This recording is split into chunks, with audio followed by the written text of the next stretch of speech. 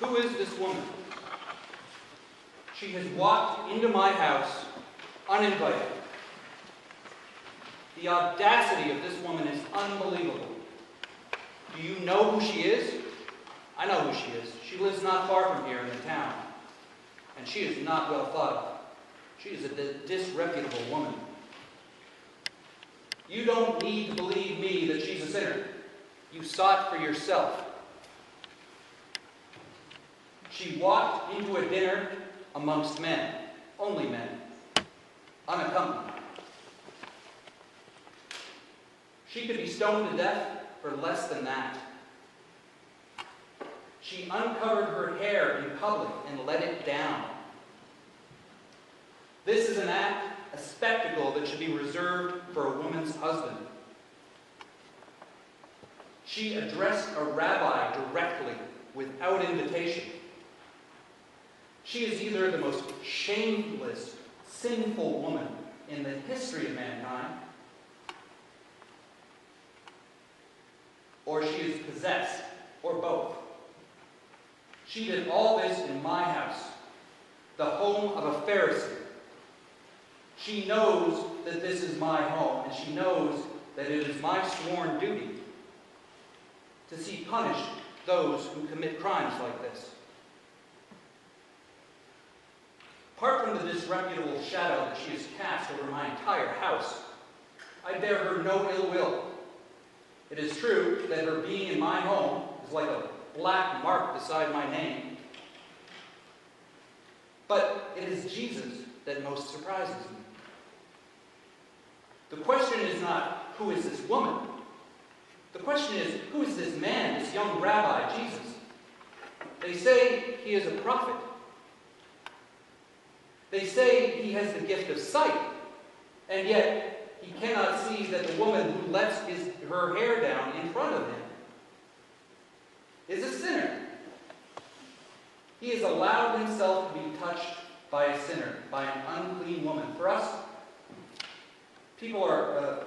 such people are unclean. And by allowing himself to be touched by her, he is now unclean. That means he will need to pray for hours and wait for days before he can enter a synagogue, the temple, or even accept another dinner invitation like this one. After Jesus invited himself to dinner, my plan was to trap him with my clever words. I wanted to show all my guests that Jesus is a fraud. You know the long history between Pharisees and Jesus. Anytime one of my brethren lower themselves just to speak to this supposed rabbi, this missionary amongst the poor, it is only to show how Jesus breaks our laws, the Hebrew laws at every turn. I clearly did not intend this Jesus any honor or goodwill. I didn't even have a servant wash his feet when he entered my door. I offered him no kiss at the door because I do not respect him and I love him not. I am so grateful that I did none of these things because Jesus has shown himself up. I do not need to trap him with clever words. With his own actions, he has proven to not be what he claims to be. A prophet, one with the gift of seeing the future, never would have allowed an unclean woman to touch him. He's a fraud, a fake. This is the way we might expect a Pharisee to think. In our Bible, they do not come off looking very good. They were self-righteous purveyors of the religious laws, and they lived relatively comfortable lives. They likely ate 3 meals a day, while most of the population starved. They were the middle class, or the closest thing to it. They received tithes, money, from a population that often could not afford to eat properly, and judged even those needy contributors to their coffers by the strictures of religious law.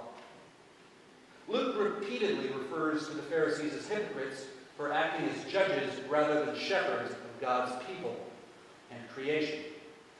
In Luke, other parables and stories, he makes it clear that we own nothing of God's creation. We are only stewards borrowing God's resources. If we refuse to share God's wealth, if we insist on judging others and claim to be good, Luke warns us, as he warned the Pharisees, that we might have become hypocrites. Any servant at the Pharisees' dinner party would have been bitterly aware of this hypocrisy. What would this scene have looked like for a servant at the party? Oh no, I know her. What is she doing here? She doesn't belong. She's going to be punished. She could get stoned. She must know that only men are in this gathering. She could be stoned for entering the house. She could be stoned for, oh no. Why is she approaching Jesus? He is a man and a rabbi. She cannot speak to him. Not without invitation. They could stone her for that too. Why is she crying? And why is she letting her tears touch Jesus? She is going to get hurt. Please, God, make her stop. She has lost possession of herself, and they are going to whip her or stone her to death. This is unbelievable. Now, she is even drying his feet with her hair. There's nothing I can do to help her. She is done for. Wait a second. Why isn't Jesus rebuking her? Why is he lying there so placidly? I think I can see a smile on his face.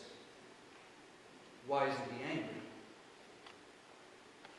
The average onlooker for this scene would have thought the entire world was turned upside down before Jesus had even spoken. What would happen if a homeless person walked into an official political dinner, a fundraiser, or even a good restaurant? She probably would not get all the way to the feet of a powerful man. Question of modern footwear aside, she certainly would not be allowed to cry on his feet and to dry them with her hair. This story is amazing and strange before we even look at the intimacy of this woman's act. Though foot washing was something that a slave might be asked to do for an honored guest, it also had a double meaning. It was an ancient double entendre. It was often used to imply the sort of intimacy that existed between husbands and wives. Allowing her tears to touch Jesus implies the same level of intimacy. A woman at this time only let her hair down in front of her husband, and even then, just before bed, or at an intimate moment. Gifting perfumed oil to a person would be reserved for someone that you love more than any other. And applying that oil yourself is, again, a very, very intimate act. If the dinner guests were not already reeling from the strange turn of events that were being played out before them, Jesus' words would have accomplished what the woman's intimate and loving actions had failed to do. Jesus tells us that if there are two people that owe a debt and are excused that debt, it is the one who owes the most who will love the creditor best. This makes some sense. Does the poor woman from the town owe the most? Or does the arrogant Pharisee owe the most? We do not know what the woman's sins are, but we know that the Pharisee has lived a comfortable life, a judgmental life, while others starve. He is a hypocrite and a hard-hearted man. Jesus points out this Pharisee's lack of graciousness towards his guest denied Jesus common courtesy and every sign of affection. Meanwhile, the woman from the town, the so-called sinful woman, is overcome with love. She cries at his feet and kisses them as though she has completely come undone. She even lets down her hair for the entire world to see her amazing, unashamed, unabashed love for Jesus. How can she do this? Is it possible that she is a debtor that has been forgiven the greatest debt of all? Jesus says it in plain words that everyone can understand. She is forgiven her sins.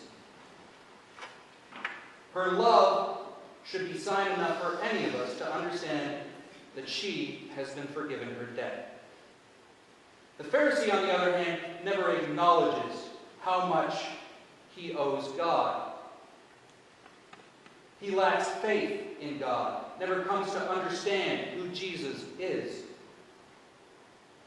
The guests at the party wonder, who is this that he forgives sin? Even the somewhat deeper understanding of this story that we have reached now only causes us to ask more questions. When did this woman gain this faith in Jesus? Did she meet him before? Was she so desperate to see a prophet that she was willing to risk her freedom, her well-being, before she even knew him as her Savior? It is possible that something miraculous happened before the dinner party. The original text of this passage starts with the word, behold. Luke tells us to behold there was a sinful woman.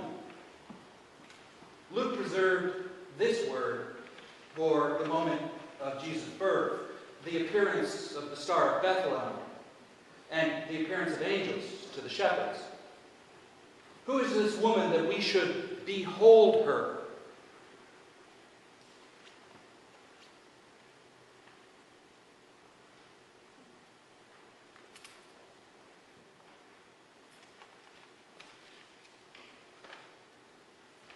Is it possible that this is a story about the love that a simple woman found in forgiveness, that she found in faith, but also about something more? Is it possible that this woman also represents all those who have found faith and the outpouring of love that we feel for the one who has forgiven us our debts? Wait, we have more questions. Would it really have been possible for a poor woman to have poured expensive perfumed oil on Jesus' feet? Or is it likely that she just used the best she could find? Might the expensive oil represent the purity of the love that the woman poured out for Jesus? Why did she apply the oil to his feet? We know that important officials like priests, judges, and rulers have their heads anointed with oil, but she applied the oil to Jesus' feet. Is it because this is the most loving act she could imagine? Maybe. Elsewhere in the Bible, applying oil to the body or the feet was shown to be something done for a loved one who had passed away, to prepare him for their funeral. Might this be a subtle reminder of the price Jesus paid to free us from our unpaid debts? In the end, isn't this a story about us? Isn't this a story about finding faith in Jesus and being forgiven those debts? Is this the story of the love and gratitude that you feel to be freed from this state? Have you ever felt so grateful for this release that you have forgotten all social rules?